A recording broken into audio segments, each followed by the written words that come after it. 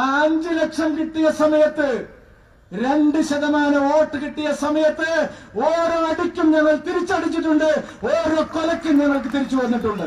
ഒരു രാഷ്ട്രീയ പാർട്ടിയുടെ, രാജ്യം ഭരിക്കുന്ന രാഷ്ട്രീയ പാർട്ടിയുടെ പ്രധാനപ്പെട്ട ഒരു നേതാവ് തങ്ങൾ കൊലപാതകങ്ങൾ നടത്തിയിട്ടുണ്ട് എന്ന് പരസ്യമായി തന്നെ വെളിപ്പെടുത്തുന്ന ദൃശ്യവും വാർത്തയുമാണ് പുറത്തു വന്നിട്ടുള്ളത്.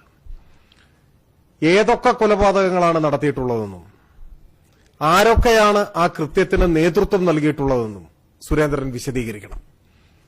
ഇന്നലത്തെ പ്രസംഗത്തിൽ അത് വിശദീകരിച്ചിട്ടില്ല. കൊന്നിട്ടുണ്ട് എന്നേ പറഞ്ഞിട്ടുള്ളൂ.